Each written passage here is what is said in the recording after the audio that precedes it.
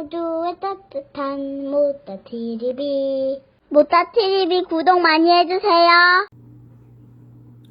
안녕하세요. 모따TV 모따책방 아따입니다. 오늘 소개해드릴 책 이름은 리치하우스 유용한 지음 아이프렌드 출판사입니다. 간절히 원하면 이루어진다. 기회를 잡는 5%의 사람들은 대체 누구일까요? 대개는 학력이 높은 사람, 부자, 또 능력 있는 사람, 젊은 사람, 호감 가는 사람, 말을 잘하는 사람일 거라고 생각합니다. 그 생각은 틀렸습니다. 기회에는 조건이 없습니다. 기회는 잘 살겠다라는 간절함으로 변화할 준비가 된 사람에게 찾아옵니다. 안타깝게도 95%는 위험을 선택합니다. 대중들이 가는 길입니다. 스스로 인정하는 경우는 드물지만 많은 사람이 평범하지만 위험한 선택을 한 결과로 힘들게 살고 있습니다. 분명 기회는 존재합니다. 단 잘 선택해야 합니다. 5% 안에 들어가는 선택을 해야 한다라는 이야기입니다. 1장은 당신도 부자가 될 수 있다. 2장 알리바바를 이끄는 마윈의 성공 철학. 3장은 웰리스 시장의 기회. 4장은 스펜서 존슨의 하모니 시리즈. 5장은 진정한 부. 6장은 21세기의 새로운 비즈니스입니다. 또 7장은 놀라운 버크헤지스, 8장 스티븐 코비와 로버트 치알디니의 성공 자세, 9장 위대한 생각의 힘, 10장 로버트 기요사키의 울림이 있는 조언입니다. 1장 당신도 부자가 될 수 있다. 당신도 부자가 될 수 있습니다. 잘 살고 싶다는 간절함은 현실이 되는데요. 시간은 돈이고 돈은 부자가 되는데 시간 관리가 중요하다고 합니다. 또 95%대 5%는 현재 상류층의 20% 중에 자만에 빠진 15%는 하류층으로 가고 5%만 10%의 상류층으로 남습니다. 중류층 60%와 하류층 20% 중에서도 시대의 변화를 자신의 변화로 받아들여서 적극적으로 행동하는 5%가 새로운 상류층으로 갑니다.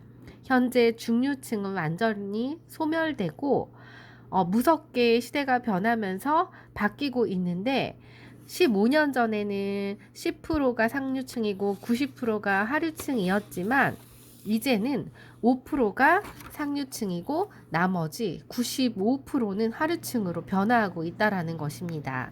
10명 중에 2명만 부를 유지하고 아니면 1명 정도가 부를 유지한다고 합니다.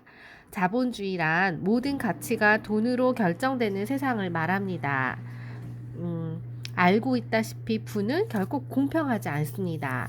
그런 까닭에 세상은 가진 자와 못 가진 자로 나뉘고 일부 가진 자가 세상을 좌지우지하고 있습니다. 물가 상승과 7위 법칙. 이 7위 법칙에 따르면 앞으로 인플레이션이 평균 5%일 때 14년, 10%일 때 7년 후에 돈의 가치가 절반으로 떨어집니다. 예를 들어 20년 뒤 매월 뒤에 월 100만 원의 연금을 기대하는 사람들이 있다고 할 때 돈은 매년 인플레이션이 5%일 때는 33만 원, 10%일 때는 14만 원의 가치밖에 안 됩니다. 한편 물가 상승률이 10%일 때 현재의 생활비가 100만 원이라면 어떨까요? 7년 뒤는 200만 원, 그 후 다시 7년 뒤는 400만 원, 또 다시 7년 뒤는 2배, 14년 뒤에는 4배, 21년 뒤는 8배의 생활비가 듭니다. 우리가 그런 수입을 따라갈 수 있을까요? 1억 버는 것이 고시 공부보다 힘들고 은행 이자로 먹고 살기는 더욱더 힘든 세상이 되어버렸습니다. 그러면 그들은 평균 30에서 50년간 청춘을 바쳐 일했지만 대부분 노후가 어렵다는 것입니다. 평균 수명을 90세로 본다면 일한 기간과 일 없이 살아야 하는 실버 기간이 비슷하기 때문에 늘어난 평균 수명을 마냥 기뻐할 수도 없는 노릇입니다. 사람은 사랑이고 사랑은 사람입니다. 그래서 지금이라도 사람을 사랑하고 또 사람을 사랑할 때 여러분은 인생의 주인공이 될 수 있다고 합니다. 2장 알리바바를 이끄는 마윈의 성공 철학. 마윈의 성공 마인드는요. 알리바바는 1999년 설립한 세계 최대 전자상거래 업체로 2007년 중국의 전자상거래 시장 점유율 80%를 달성한 이래 7년 연속 1위 자리를 지키고 있습니다. 그 매출액은 아마존과 이베이의 매출을 합한 것을 넘을 정도라고 합니다. 자기 자신이 마윈은 최대의 적이라고 이야기를 합니다. 따라서 마윈은 충분히 준비하고 창업하라고 이야기를 하는데요. 다음은 위대한 경영자 마윈이 들려주는 말입니다. 누구에게나 똑같이 하루 24시간이 주어집니다. 남과 자신의 운을 비교하지 마십시오. 저는 단 한 번도 제가 남과 운이 좋다고 생각해 본 적이 없습니다. 남보다 좀 더 끈기가 강할 수는 있겠죠. 남들이 너무 힘들어서 버티지 못할 때 저는 1, 2분 더 참을 수 있으니까요. 알리바바는 고객을 최우선시하고 직원을 두 번째로, 주주를 세 번째로 중요시할 겁니다. 저는 제 자신을 자주 의심합니다. 하지만 신념은 의심하지 않아요. 신념과 자기 자신이 언제나 같은 것은 아니기 때문입니다. 제가 일을 잘하고 있는지도 의심해도 신념과 목표를 의심해 본 적은 없습니다. 성공은 당신이 얼마나 이루었느냐에 있지 않습니다. 성공은 당신이 무엇을 했고 그것을 통해 얼마만큼의 경험을 쌓았느냐에 있지요. 오늘은 힘들고 내일은 더 힘들 수도 있지만 모레는 좋은 일이 생길 것입니다. 그런데 많은 사람이 내일 저녁에 주저앉는 바람에 모레의 빛나는 태양을 보지 못하죠. 돈 버는 법을 아는 사람은 많고 실제로 돈을 잘 버는 사람도 많습니다. 그러나 다른 사람들에게 긍정적인 영향을 주고 나아가 사회를 적극적으로 개선해 나가는 사람은 많지 않죠. 위대한 기업을 만들고 싶다면 이런 일을 해야 합니다. 자신이 하는 일을 사랑하는 것이 무엇보다도 중요합니다. 열정을 유지하라고 이야기를 합니다. 마인 회장은 젊은 세대에게 4가지 조언을 들려주고 있는데요. 포기하는 게 가장 큰 실패다. 어려움이나 슬픔, 실망에 직면했을 때 자신의 역량이 어느 정도인지 확인할 수 있다. 젊은 세대의 의무는 다른 사람보다 더 근면하고 열심히 일하며 큰 야망을 품는 것이다. 멍청한 사람만이 말할 때 입을 사용한다. 똑똑한 사람은 두뇌를 사용하고 현명한 사람은 가슴을 사용한다 라고 이야기를 합니다. 웰리스 시장의 기회. 길어진 평균 수명과 이로 인해 건강식품을 건강을 지키려고 하는 이 분야가 굉장히 앞으로의 중요한 시장이 됐죠. 따라서 약은 부작용 때문에 시간이 지날수록 모두에게 외면당할 것입니다.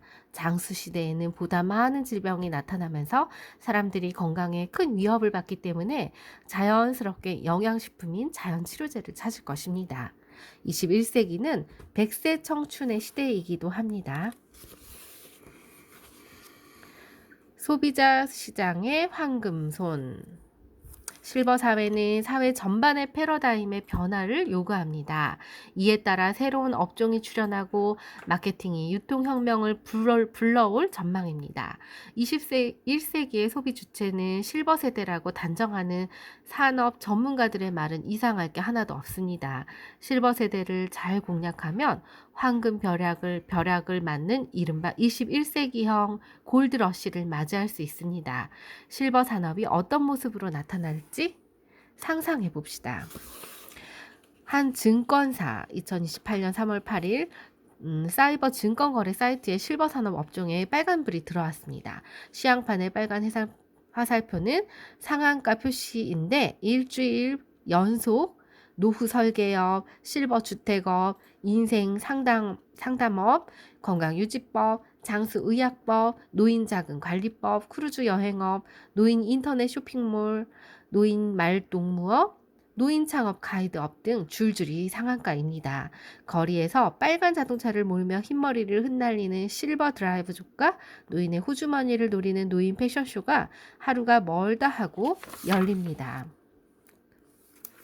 21세기 노인은 20세기의 노인과 소비 형태가 다를 것입니다. 미국의 뉴욕타임즈는 베이비붐 세대를 예로 들어 이들을 이전 세대와 달리 나이 먹은 뒤에도 젊게 살겠다는 의지가 강하다고 썼습니다.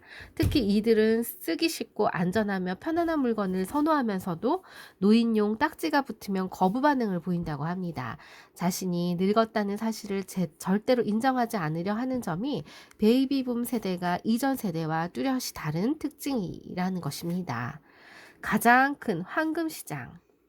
노인 산업은 매우 다양하지만 그 중에서도 건강 산업이 꽃 중의 꽃입니다.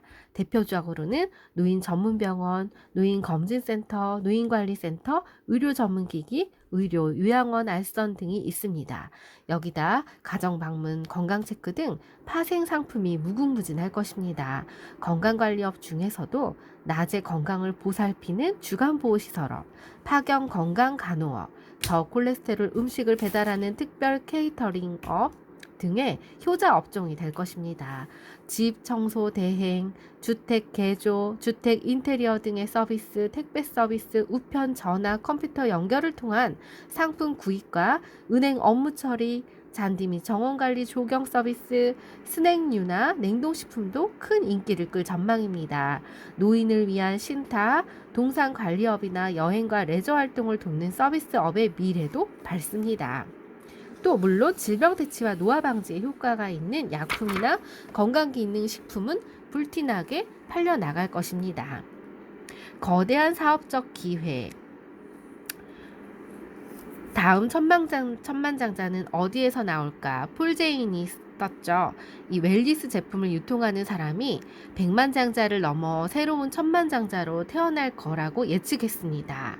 그는 26살에 글로벌 시티 은행의 부사장이 되었고 30살이 되기 전에 천만장자가 된 석학 중의 석학입니다. 이처럼 이론과 실전을 겸비한 그의 무제한의 부와 건강관리 혁명을 쓴 저자이기도 합니다. 앞으로 100세를 넘어 150세 시대가 되면 더 많은 질병이 생길 수밖에 없고 그러면 질병에 걸리기 이전에 예방하는 웰리스 시대가 열릴 것입니다. 그는 커다란 역사적인 흐름을 3가지를 제시했는데 그 내용은 다음과 같습니다. 첫 번째, 1908년 자동차항 포드를 중심으로 제조업이 발달하면서 인류 역사상 가장 많은 일자리가 생겼고 더불어 가장 많은 백만장자가 새롭게 생겨났습니다. 둘째, 1981년 컴퓨터왕 빌 게이츠를 중심으로 엄청난 일자리와 신흥 부자가 쏟아져 나왔죠. 이때 아날로그를 고집한 사람들이 비참하게 역사에서 사라졌습니다. 셋째, 다가오는 2015년부터 향후 20년간 백만장자를 넘어 천만장자가 새롭게 태어날 것인데 이들은 어디서 나올까요? 전 세계 국민 총 생산량의 19%를 차지하는 미국의 총 경제 수입 7분의 1이 웰리스에 쓰일 전망입니다. 수명이 길어지면서 실버 세대가 대세로 떠오르기 때문인데요. 특히 의료 민영화로 앞으로는 치료보다는 예방의 시대가 올 것입니다. 한국도 300조 원의 웰리스 시장이 열리고 참고로 화장품 시장은 7, 8조, 휴대폰 시장은 20조입니다. 그에 비해 웰리스 시장은 300조라는 어마어마한 규모로 성장할 전망입니다. 그 최고의 시장에서 불을 쌓는 사람은 과연 누구일까요? 누가 그 돈을 가져갈까요? 이것은 그야말로 10년의 기회도 아니고 100년의 기회도 아니고 바로 새천년의 기회입니다. 폴 제인 필저는 이렇게 말합니다. 가장 거대한 사업적 기회는 웰리스 제품과 서비스를 제조하는 것보다도 이들 제품과 서비스를 유통시키는 데 있다라고 이야기를 하고 있습니다. 스펜서 존슨의 하모니 시리즈 사장입니다. 누가 내 치즈를 옮겼을까는 스니프와 스컬이라는 생쥐, 햄과 허라는 꼬마 인간의 이야기로 구성되어 있습니다. 스니프와 스컬이는 미래를 예측해 거기에 맞게 변화하지만 햄과 허는 현실에 안주합니다. 뒤늦게 후회하는 허가 우리 주위의 환경은 시시각각 변하고 있는데 우리는 항상 그대로 있길 원하지. 이번에도 그랬던 것 같아. 그게 삶이 아닐까? 봐, 인생은 변하고 계속 앞으로 나아가고 있잖아. 우리도 그렇게 해야 돼. 라고 햄에게 충고하지만 햄은 그 충고를 무시하고 빈 창고를 집착했습니다. 그런데 스니프와 스커리는 결국 새로운 치즈 창고를 찾는 허는 매일 창고를 돌며 변화를 감지합니다. 하지만 햄에게는 굶주림만 남았을 뿐입니다.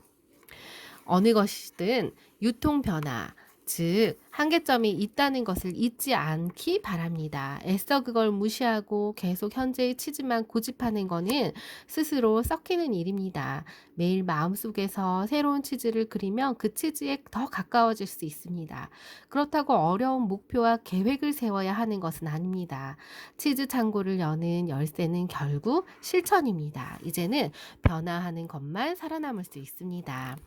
두 번째 책, 선물에서는 선물과 현재의 철자가 똑같다는 사실을 아십니까? 현재는 가장 소중한 선물입니다. 인생 최고의 선물이 바로 현재입니다. 세상에서 가장 소중한 선물은 이것입니다. 현재 속에 살기, 과거에서 배우기, 미래 계획하기. 스펜서 존스는 우리에게 아주 소중한 메시지를 전달합니다. 미래가 두려워 현재에 충실하지 못하면 미래는 정말 두려운 현실이 되고 맙니다. 현재에 최선을 다하며 미래를 계획하고 계획은 미래와 현재를 잇는 징검다리와 같습니다. 과거에서 배우지 못하는 한 과거는 영원히 발목을 잡습니다. 과거 때문에 가슴이 아프다면 그 순간 배움을 얻어야 합니다. 선택이라는 책에서는요, 인투이션, 즉 직관은 라틴어로 지켜보다라는 뜻으로 우리의 길잡이이자 결정의 결과를 예고합니다. 이것은 중세에 보호하다라는 의미였지만 지금은 가르치다라는 뜻이 더 강합니다. 다시 말해 직관은 스스로 가르치고 배운다. 즉 내면을 통해 배운다는 의미입니다. 여러분은 선택을 정말 정답으로 만들고 싶습니까? 아니면 또다시 이걸 선택하는 게 아니었어 라고 자책하시겠습니까? 선택하기 전 자신에게 물어보시기 바랍니다. 우리는 무의식에서 받을 수 있다고 생각하는 만큼 결과를 얻습니다. 내가 믿는 만큼 결과가 나오는 것입니다. 우리 안에는 내적 스승 역할을 하는 길잡이가 있어서 우리에게 어떤 길을 가야 하는지를 알려줍니다. 자신의 길잡이는 바로 자기 자신입니다. 중국 속담에 뜨거운 차를 마시려면 먼저 잔을 비워야 한다라는 말이 있는데요. 여러분은 예스입니까? 아니면 노입니까? 네 번째 책은 행복입니다. 행복의 주인공인 존은 좀 더 행복해지고 싶은 마음에 모든 면에서 행복해 보이는 프랭크 아저씨를 찾아가죠. 그리고 불행하던 그의 인생 이야기와 인생이 달라진 비밀을 듣고 진정한 행복의 의미를 깨닫습니다. 스펜서 존슨이 말하는 행복은 나를 사랑하고 소중히 여겨야 모든 것을 사랑하고 행복할 수 있다라는 것입니다. 많은 사람이 자신을 사랑한다고 생각합니다. 정말 그럴까요? 혹시 가족이나 친구와의 관계 속에서 혹은 직장 생활 속에서 경쟁을 거쳐가는 자신을 합리화하며 스스로를 아끼고 사랑하는 것이라고 착각하는 것은 아닐까요? 진정으로 자신을 사랑하고 행복하려면 무한 경쟁에서 벗어나야 합니다. 자신을 있는 그대로 인정하고 안아줄 줄 알아야 합니다. 한편 행복은 나뿐 아니라 너를 행복하게 하는 것입니다. 나아가 내 주변의 사람들을 행복하게 만드는 것입니다. 스스로 행복하고 다른 사람들도 자신을 아끼고 행복하도록 만들면 서로 행복이 배가 되어서 결국 모두가 행복해질 것입니다. 또 멘토라는 책에서는요, 멘토는 우리가 알고 있듯이 어떤 특정 대상, 즉 자신이 가고자 하는 방향에 성공한 사람이나 존경하는 사람이 아닌 나 자신을 의미합니다. 다시 말해 나 자신이 스스로 행동하고 실천하는 멘토가 되라는 뜻입니다. 강의 형태로 되어 있는 이 멘토라는 책에서는 세 가지로 집중하고 있는데요. 먼저 목표 설정입니다. 목표는 내가 배우고 싶은 것, 내가 나에게 가르치고 싶은 것으로 명확하게 설정하되 현재 시점에서 이미 이룬 것처럼 기록하는 것인데요. 그렇게 매일 자신의 목표를 현재형으로 기록하면서 되새기면 좀 더 확신을 갖고 목표를 도달할 수 있습니다. 두 번째는 1분 칭찬입니다. 나 자신을 위해 칭찬의 시간을 내면 스스로에게 자부심을 불어넣을 수 있습니다. 세 번째는 1분 성찰 방법입니다. 이것은 자신이 잘못한 것을 인지하고 바로잡는 것인데요. 성공한 사람들은 항상 성공만 했을까요? 그렇지 않습니다. 그들은 성공하기 위해 무수히 많은 실패를 겪는데요. 다만 그들은 실패했을 때 변명하지 않고 수정하면서 나아갔을 뿐입니다. 스펜서 존스는 우리를 꼭꼭 찌르는 메시지도 전달합니다. 다른 사람과 협동하고 나 자신과는 경쟁한다 라고 이야기하는데, 사람들은 흔히 자기 자신에게 한없이 관대하나 다른 사람에겐 그렇지 못합니다. 하지만 실제로 우리가 경쟁해야 할 상대는 우리 자신입니다. 나 자신만큼 이기기 어려운 사람도 좋은 라이벌도 없을 것입니다. 또 세계적인 비즈니스 컨설턴트 브라이언 트레이시는 다음과 같이 말을 하고 있습니다. 모든 성공한 사람은 가슴에 큰 꿈을 품고 있다. 그들은 모든 면에서 이상적인 자신의 미래 모습을 상상한다. 그리고 앞날의 비전과 목표, 목적을 달성하기 위해 끊임없이 노력한다. 라고요. 성공에서는 누가 내 치즈를 옮겼을까를 시작으로 선물, 선택, 행복, 멘토, 그리고 성공 단계까지 6건의 주제로 말 그대로 성공 단계를 이야기했네요. 진정한 부장입니다. 직업의 의미는 샐러리맨인데요. 직장 생활을 해서는 절대로 잘 살 수 없습니다. 더군다나 컴퓨터와 인터넷 혁명으로 사무직, 판매직, 생산직 등 많은 일자리가 사라지고 있습니다. 제레미 리프킨은 노동의 종말에서 이렇게 예견하고 있습니다. 우리는 지금 세계 시장화와 생산 자동화라는 새로운 시대로 진입하고 있고, 거의 노동자 없는 경제로 향할 길이 시야에 들어오고 있고, 그 길이 안전한 천국으로 인도할지 아니면 무서운 지옥으로 인도할지는 문명화가 제3차 산업혁명의 바퀴를 따라갈 후기 시장 시대를 어떻게 준비하느냐에 달려있다. 노동의 종말은 문화의 사형 선고를 내릴 수 있다. 동시에 노동의 종말은 새로운 사회 변혁과 인간 정신의 재탄생의 신호일 수도 있다. 미래는 우리 손에 달려있다. 제러미 리프킨은 한마디로 향후 30년 내에 현재 노동력의 98%가 필요가 없어진다고 전망합니다. 직장은 산업혁명으로 대량 생산이 등장하며 생긴 직업인데요. 이제 인터넷 혁명으로 산업은 다품종 소량 생산을 넘어 소비자 각자가 원하는 상품을 주문하는 맞춤 생산 시대로 들어가고 있습니다. 더불어 자동화, 인터넷화, 또 소호산업이 대부분의 생산을 대체해 나가고 있죠. 현실을 인정하고 대안을 찾아야 합니다. 지금 위기는 결코 일시적인 위기가 아닙니다. 새 시대에는 새로운 방식의 삶이 필요합니다. 벼룩론, 컵에다 벼룩을 놓고 종이를 덮어놓으면 몇 차례 탈출을 시도하다가 포기하고 말죠. 마찬가지로 우리도 그렇다고 합니다. 인간이 더 이상 생산성 향상의 개체가 아닌 주체로서 당당하게 인간답게 살아가는 길은 정보로 무장한 개인이 네트워크로 뭉치는 길밖에는 없다고 이야기합니다. 자영업의 성공률도 점점 포화 상태가 되고 치열해지기 때문에 1, 2년 안에 80%가 간판을 내린다라는 것입니다. 따라서 변화 속도가 점점 빨라지면서 업종 전환 시점이 당겨지고 있다는 점도 알아야 합니다. 따라서 이제는 자영업도 개념이 바뀌어야 한다라고 이야기를 하고 있습니다.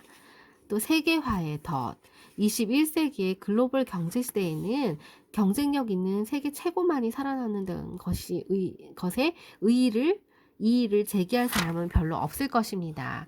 기업들이 너나 없이 세계 초일류 기업을 부르짖는 이유가 여기에 있습니다. 각 개인도 이에 호응해 세계적인 수준의 경쟁력을 키워야 한다라는 위기의식을 느끼고 있다라는 것입니다. 6장 21세기 새로운 비즈니스. 21세기의 새로운 비즈니스는 21세기는 바로 네트워크 시대라는 것입니다. 돈이 뭉치면 돈이 되는 시대. 마크 주커버그는 억만장자로 만들어준 페이스북은 물건을 만들거나 팔아서 돈을 번 게 아니라는 것입니다. 그들은 단지 전 세계 사람들을 연결했을 뿐 카카오톡 역시 사람을 모으고 연결해서 돈을 법니다. 어쩌면 그래서 21세기를 소시민 사회라고 부르는 것인지도 모릅니다. 지금은 욕구가 다양한 사람들이 같은 목적을 공유하는 여러 형태의 단체를 만들어 정보를 공유합니다. 이들은 단체 행동을 통해 자신의 요구를 주장하고 그 수준도 갈수록 체계화, 조직화되고 있습니다. 한마디로 21세기는 네트워크 세상입니다. 사람을 모으고 연결하는 것만으로도 돈이 되는 세상이 온 것입니다. 1원이 10억이 되는 마술. 만약 어떤 회사가 다음에 2가지 월급 체계 중에 하나를 선택한다고 한다면, 해야 한다고 한다면 여러분은 어떤 것을 선택하시겠어요? 하나는 첫 달에 1원씩 받는 대신에 매달 봉급이 2배로 늘어가는 방식입니다. 1원, 2원, 4원, 그 다음 달은 8원, 그 다음 달은 16원 이런 식으로요. 이하는 매달 300만 원을 고정액으로 받는 방식입니다. 이런 경우는 3개월 후 무려 액수가 5억 6천만 원으로 늘어나고 누계가 10억 원에 이른다는 것을 아십니까? 반면 이안의 경우는 30개월 누계 액수가 9천만 원에 불과합니다. 이처럼 초기 소득은 미미하지만 기하급수적으로 성장 원리를 소득이 늘어가는 이런 방식을 장기적으로 우리에게 경제적 자유를 안겨줍니다. 더구나 일정한 기반을 구축한 뒤에는 시간 투자도 줄어들어서 시간적인 자유까지 얻을 수 있습니다. 한마디로 기하급수적인 성장 원리에서는 경제적, 시간적 자유를 누리는 진정한 자유인이 됩니다. 반면에 시간과 돈을 맞바꾸는 이하는 영원히 그 덫에서 벗어날 수가 없습니다. 직장 생활을 하는 샐러리맨들은 분명 이 말의 의미를 알고 있을 것입니다. 비상 연락망이 생긴 이유. 두 학교의 교장 선생님이 있는데 한 학교의 교장 선생님은 갑자기 허리케인이 몰아닥치면서 휴교령을 내려야 하는 사태가 발생했습니다. 그 교장 선생님은 저녁에 전교생에게 학교에 오지 말라고 일일이 전화를 하면서 밤을 새웠는데 결국은 660명밖에 불과하고 100명 정도가 전화를 못 받아서 죽었다고 합니다. 열심히 살았지만 그 교장 선생님은 책임이 컸고요. 또한 지혜로운 교장 선생님은 아침 7시에 일어나서 각 학년 주임 선생님에게 6명에게 연락하고 6명의 담임 선생님이 아이들에게 줄줄이 줄반장에게 연락을 해서 비상 연락망을 통해서 모두가 연락이 가는 시간이 전교생에게 가는 시간이 24분밖에 소요되지 않았다고 합니다. 흥미로운 것은 이 원리가 네트워크 방식과 똑같다라는 사실입니다. 네트워크 마케팅은 혼자가 아니라 팀워크로 하는 사업이고 혼자 노력보다는 효과적인 팀 전체를 대가를 얻는 마케팅 방식입니다. 우리는 여기서 중요한 교훈이 있습니다. 열심히 한다고 꼭 잘 되는 게 아니라는 사실입니다. 잘하는 것이 정말 잘하는 것입니다. 부자가 되는 것도 마찬가지인데요. 열심히 노력하는 것이 아니라 지혜롭게 노력을 해야 잘 살 수 있습니다. 그런 지혜를 발휘할 기회를 제공하는 것이 바로 21세기형 비즈니스 네트워크 마케팅입니다. 프로슈머의 개념을 아시는지요? 대부분 사람들은 쓰기 위해 돈을 벌고 실제로 사람들은 돈을 버는 즉시 쓰기에 바쁩니다. 많은 돈을 쓰면서 돈을 돌려받은 적이 있나요? 지금까지 지출한 돈은 모두 모으면 과연 얼마나 될까요? 여러분이 어떤 물건을 구입할 때 거기에서 가장 많은 이익을 가져가는 사람은 유통업자입니다. 구조가 그런데요. 그래서 유통업자 주머니가 두둑해지는 반면에 여러분들은 더 늘 쪼그러듭니다. 이제라도 주권을 찾아야 합니다. 돈이 여러분의 돈이기 때문인데요. 지금은 유통업자에게 빼앗겼던 돈을 이자까지 받아내는 소비자 주권 시대 혹은 프로 소비자 시대입니다. 돈을 쓰는 방법에 따라 정말로 추가적인 수익을 올릴 수 있는 일이 있다면 어떨까요? 다시 말해서 평소 사용하는 금액이 어딘가 축적되어 있다가 엄청난 수입으로 돌아오는 방법이 있다면 얼마나 좋을까요? 이런 논리를 바탕으로 탄생한 21세기 신경제 용어가 바로 프로슈머입니다. 이것은 프로듀서, 생산자와 컨슈머, 소비자의 합성어로 생산자이자 소비자, 소비자이자 생산자라는 뜻입니다. 생산자는 돈을 벌고 소비자는 돈을 씁니다. 하지만 프로슈머는 돈을 쓰면서 법니다. 제3의 물결의 저자 엘빈 토플러는 21세기의 거대한 유통혁명이 주인공이 될 사람은 바로 프로슈머, 프로소비자라고 이야기를 합니다. 이는 생활비를 어떻게 쓰느냐에 따라 돈을 버는 방법이 되기도 한다는 것입니다. 일반 유통을 이용하는 아마추어 소비자보다 소비자들이 조합을 만들어 이익을 창출하고 사업 기회를 만드는 프로 소비자 시대가 열리고 있습니다. 지금은 소비자가 왕이 아니라 소비자가 주인인 시대입니다. 프로 비즈니스는 누구나 자본 없이 유통에 참여할 수 있도록 현실적으로 길을 열어놓은 것입니다. 이 방식은 소비자 클럽 형태로 모이고 생산자가 이 네트워크에 상품을 공급함으로써 거래가 이루어지도록 구성됩니다. 기업 입장은 이미 구성된 소비자 클럽이 상품을 공급하기 때문에 따로 수많은 자금을 투자해서 광고할 필요가 없습니다.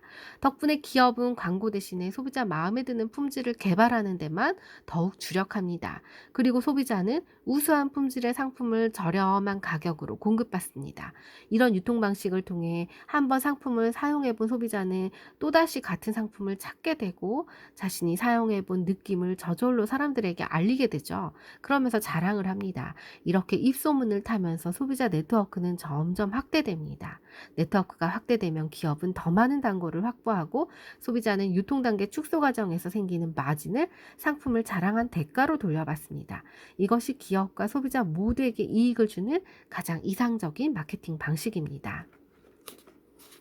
미국의 저명한 경제 잡지 월스트리트 저널이 최근 향후 10년 내에 미국이 모든 상품과 서비스의 50-60%가 네트워크 마케팅을 통해 유통될 것이다 라는 전망을 내놓아 주목을 받고 있습니다. 미래학자 엘빈 토플러와 존 네이스비트, 경제학자 폴 제인 필저, 그리고 마이크로소프트사의 빌 게이츠 역시 프로 비즈니스를 21세기의 가장 강력한 변화의 물결로 유통사업을 이끌어갈 것이며 개인이 성공할 수 있는 최고의 기회라고 전망하고 있습니다. 성공의 길로 가는 안내 시스템. 사람은 모방의 천재죠. 사람이 살아가는 방식 자체가 모방인데요. 먹고 자고 걷고 말하는 행동이 다 모방으로 시작됩니다. 이런 원리를 이용해 누구나 쉽게 비즈니스를 할 수 있도록 만들어 놓은 게 바로 시스템인데요. 프로 비즈니스에서는 누구나 이 시스템을 따라하기만 하면 됩니다. 혼자 하는 게 아니라 함께 하는 것이고 성공자가 자신의 성공 노하우를 직접 가르쳐주고 안내하는 것이 시스템이기 때문에 관심을 갖고 따라하기만 하면 누구나 성공이 가능합니다. 7장은 놀라운 버크헤지스. 누가 아메리칸 드림을 훔쳐갔는가 라는 책을 보면요. 직장 상사가 부하 직원에게 절대로 권하지 않은 책으로 유명합니다. 버크헤지스는 이 책에서 용기 있는 자만이 부를 얻는다 라고 강조하고 있습니다. 오직 여러분만의 희망이라는 무기를 만들기 바랍니다. 이것이 꿈입니다. 누구에게도 그 꿈을 빼앗기지 마십시오. 꿈을 빼앗는 것은 곧 자신의 영혼이 사라지는 것과 마찬가지입니다. 여러분의 꿈을 가장 소중하게 간직하십시오. 인류에 발을 붙이고는 이루로 도루할 수 없다라는 책에서는요. 이 책에서는 실패는 부끄러운 일이 아닙니다. 정말 부끄러운 일은 한두 번의 실패 때문에 자신의 꿈을 완전히 포기하는 것입니다. 시도하지 않고 결코 결과를 얻을 수 없습니다. 변화를 사랑하는 방법을 배우는 것만이 유일한 생존 전략입니다. 기회가 아닌 선택이 우리의 운명을 결정합니다. 또 지혜로운 선택은 직장에 의존하는 상태에서 벗어나 독립하는 것입니다. 미래는 끊임없이 준비하는 자에게 기회를 주지만 안전지대 속에서 매일 똑같이 생활하는 자에게는 재앙을 줄 수 있습니다. 위기의식을 갖고 준비해야 서서히 끓는 물 속에서 느긋하게 있다가 삶아져 죽는 개구리 신세를 면할 수 있습니다. 카피캣 마케팅이라는 책에서는요, 부란 내가 원하는 걸 원할 때 할 수 있는 충분한 돈과 시간을 갖는 것이다 라고 이야기를 했습니다.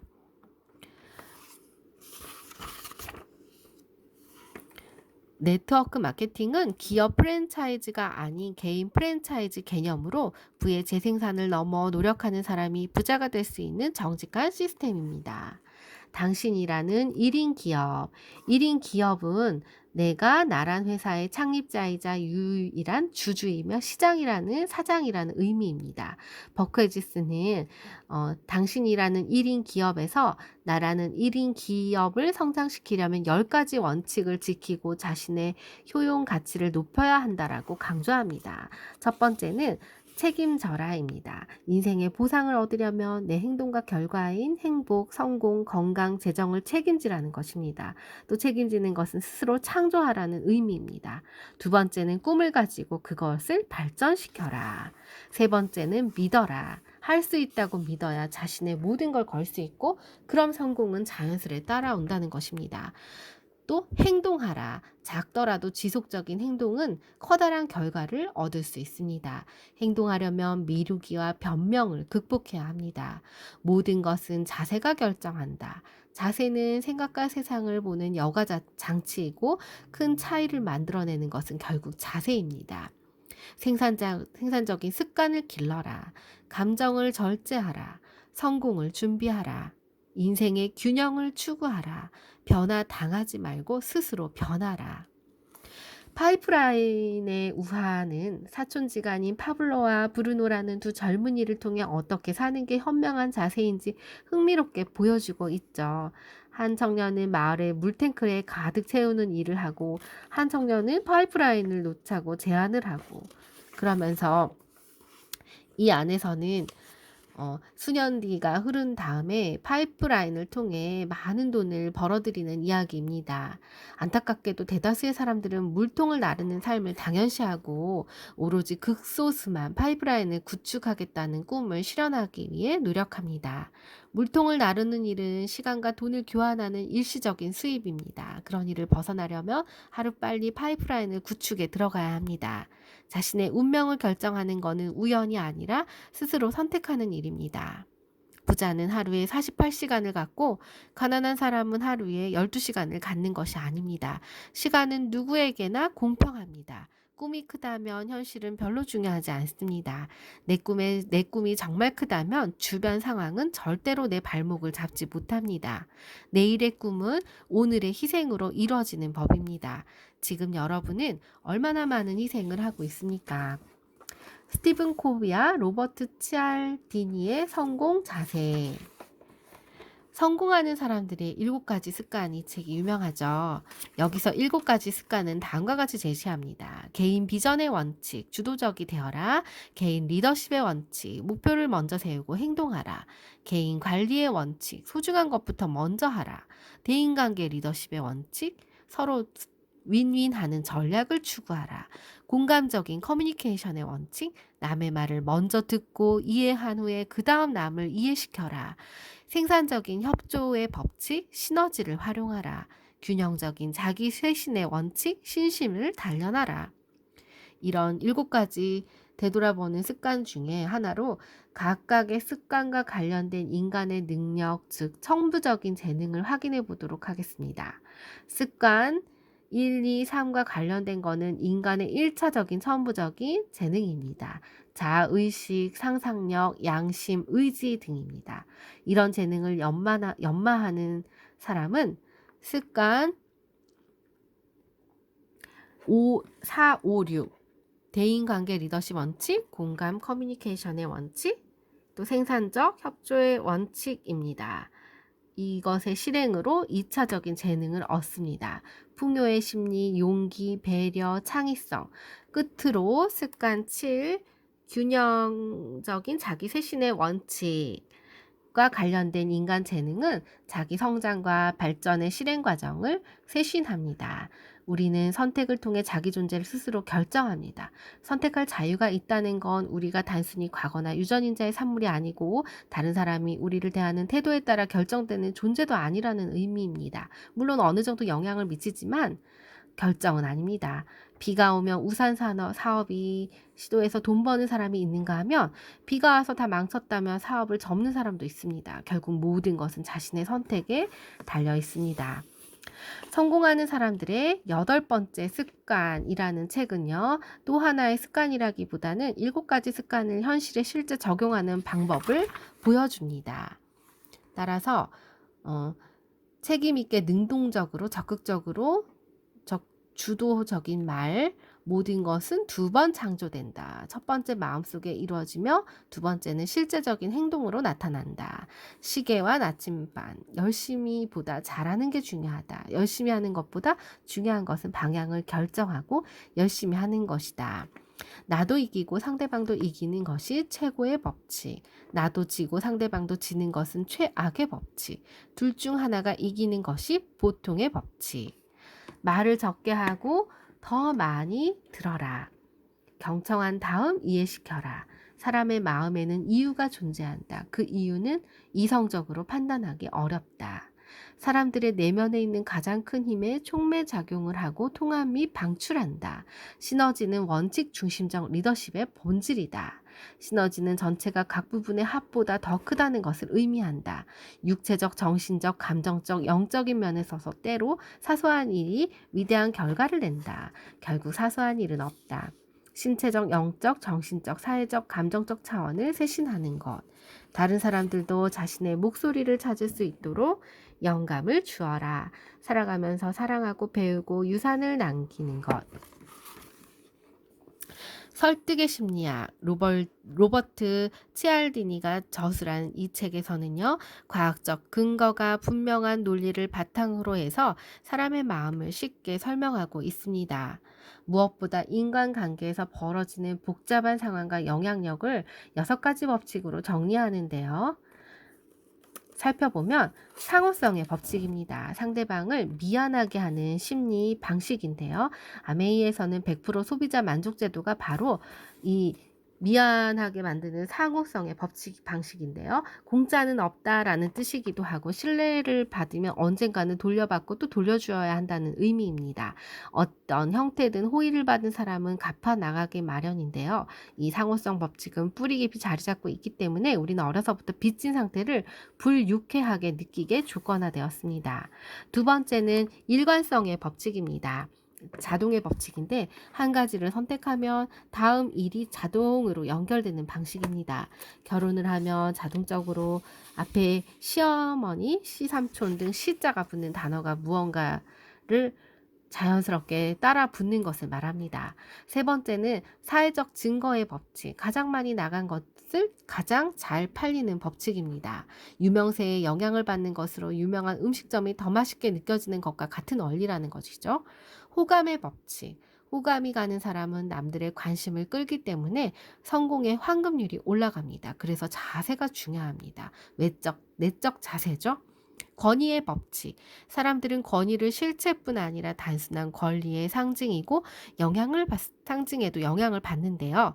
그래서 성공하면 자연스럽게 좋은 집, 고급 자동차, 명품 시계 등을 소유하려고 합니다. 희귀성의 법칙. 사람들은 상실에 대한 두려움 때문에 가치가 동일한 무언가를 얻는다는 생각보다 잃는다는 생각에 훨씬 자극을 받습니다.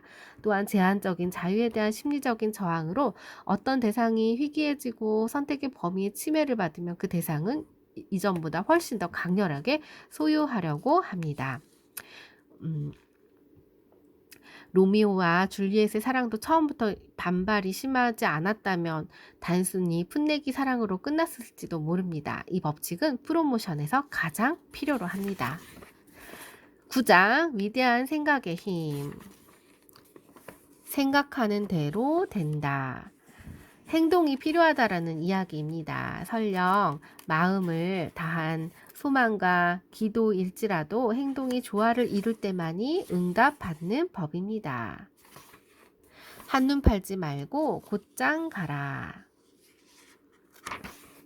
불평과 고민을 늘어놓지 말라. 고요하고 강하게 생각에 집중하면 해결 못할 문제가 없고 영혼의 힘을 현명하고 올바른 방향으로 사용할 때 실현할 수 있는 정당한 목표는 없습니다. 극기하면 내면의 힘이 자랍니다. 그러면 새로운 힘, 강인함과 함께 직감으로 일컫는 내면의 등불이 눈을 더는 어둠과 막연한 추측에서 헤매지 않고 빛과 확신 속에서 걸을 수 있을 것입니다. 현명하게 나아가라. 진정한 풍요는 마음속에 있습니다. 자연은 망설임 없이 모든 걸 베풀지만 아무것도 잃지 않습니다.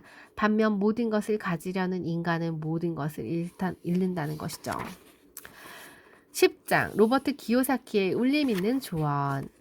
부자 아빠, 가난한 아빠. 이 책에서는 학교에서 부자들이 알고 있는 것을 가르치지 않는다고 설파하죠. 부자가 더 부자가 되고 가난이 더 가난해지는 중산층이 빚에 억눌리는 이유가 돈 문제를 학교가 아닌 가정에서 다루기 때문이라는 것인데요. 부자는 에게 10가지 힘이 있다고 강조하고 있습니다. 첫 번째는 정신의 힘인데요. 해야 할 이유가 현실보다 더 커야 합니다. 두 번째는 선택의 힘입니다. 스스로 매일 선택합니다. 협조의 힘은 친구들을 세심하게 선택하고 배움의 힘, 하나의 방식을 숙지하고 새로운 것을 배웁니다. 자기 통제의 힘, 먼저 자신에게 지불합니다. 조언의 힘, 중개인에게 잘 지불합니다. 공짜로 얻는 힘, 인디언식 기부를 합니다. 초점의 힘, 자산이 되는 사치품을 산다. 신화의 힘, 영웅의 필요성, 주는 것의 힘, 가르치면 받으리라. 부자 아빠, 가난한 아빠 두 번째 책에서는요. 돈이 나가면 빚이 늘고 돈이 들어오면 부자가 된다라는 이 사분면을 이야기하며 돈의 중요성을 강조했습니다. 직업의 사분면은 직장인, 자영업자, 전문직 종사자, 사업가, 투자가 이렇게 사분면으로 나누었는데요.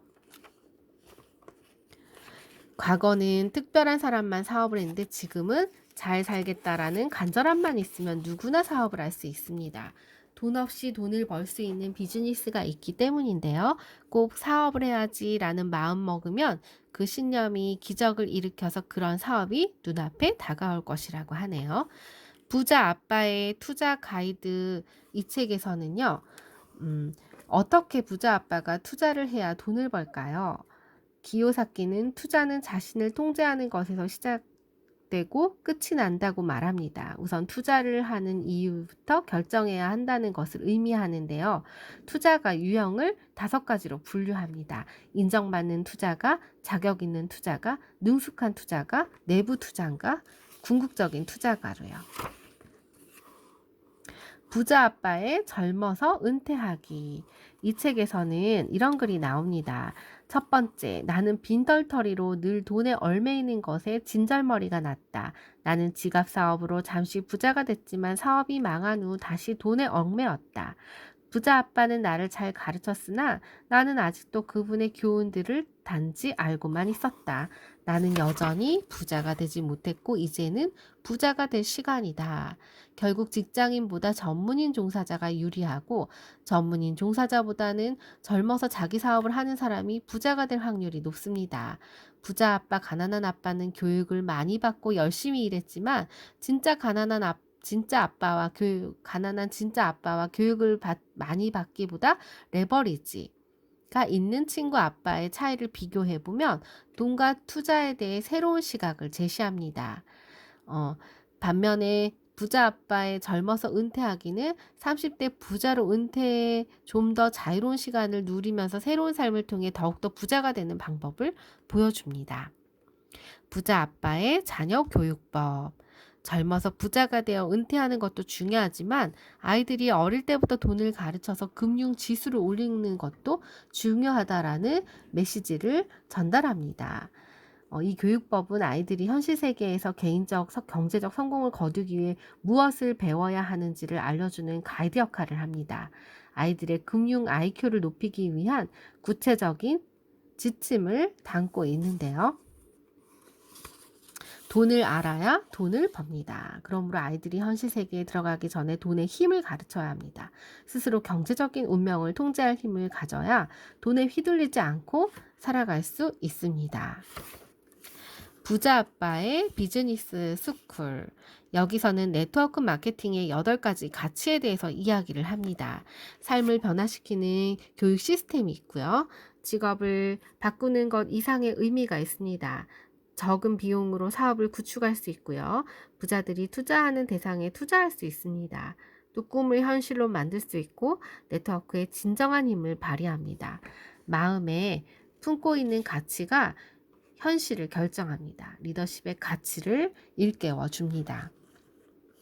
네트워크 마케팅 사업의 리더들이 네트워크 사업을 권하는 이유는 자기 자신과 다른 사람을 돕기 위해서입니다. 돈은 언제나 리더를 따라갑니다. 그러므로 돈을 벌고 싶다면 스스로 훌륭한 리더가 되어야 합니다. 최고의 네트워크 마케팅 회사들은 사람들이 훌륭한 판매 사원이 아닌 훌륭한 리더가 되도록 이끄는 교육 프로그램을 갖고 있기 때문입니다. 로버트 기요사키는 부자 아빠의 6가지 성공 비결로 다음과 같이 제시합니다. 6가지는요. 당신의 삶을 반드시 변화시키겠다고 마음먹어라. 최소 6개월이라도 사업에 온 힘을 다해 전념하겠다는 목표를 세워라. 집요하게 목표를 매달려라. 일단 마음먹으면 한 번 내린 결정을 수시로 바꾸지 마라. 목표를 설정하라. 당신은 무엇을 원하는가? 당신의 삶이 온통 그 사업에 달린 것처럼 파고들고 공부해라. 실제로 그렇다. 꿈과 포부를 크게 가져라. 그리고 그 꿈을 절대로 버리지 말라. 부자 아빠의 21세기형 비즈니스. 이 책은요, 가난한 사람은 돈을 투자하지만 부자들은 시간을 투자한다라는 맥락에서 마음먹고 시간을 투자하면 누구나 성공의 부자가 되는 비결이 있다는 것을 이야기합니다. 네트워크 사용자가 늘어나면 그 가치는 기하급수적으로 증가합니다. 따라서 네트워크를 구축하는 방법을 배우라고 강조하고 있는데요. 이 네트워크 마케팅이 미래를 보장해주는 8가지 이유는요. 현실 세계, 비즈니스 교육, 자기 개발을 이끄는 유익한 길, 꿈과 가치관을 공유하는 친구들, 네트워크의 힘, 복제와 확장이 가능한 비즈니스, 최고의 리더십 기술, 진정한 부를 창출하는 메커니즘, 커다란 꿈과 그것을 실현할 능력, 이것입니다. 21세기는 지극히 평범한 사람이 주인이 되고 평범한 사람도 잘 살 수 있는 시대이기를 바랍니다. 특별한 능력이나 사업 자금이 없어도 돈을 벌 수 있는 네트워크 마케팅이 그 길을 열어줄 것입니다. 여기 나온 책들이요. 참고 서적이 될 수 있을 것 같습니다. 자기계발 서적들이 되게 유명한 책들인데 이 대표적인 책들을 다 요약해 놓은 책이라서 저는 이런 책을 되게 좋아합니다. 다 정리를 해서 망라한 책인데요. 여기 안에 있는 이런 책들을 읽고 나서 저는 제가 부업이 필요하다는 것을 절실히 느꼈고 또 사업을 결정하게 된 저는 계기가 되었습니다. 그냥 읽기보다 이 책으로 뭔가 안내잡이 역할을 한 다음에 필요한 책들을 또 참고해서 읽어보시면 도움이 많이 되실 것 같습니다. 이상 시청해 주셔서 감사합니다. 아따였습니다.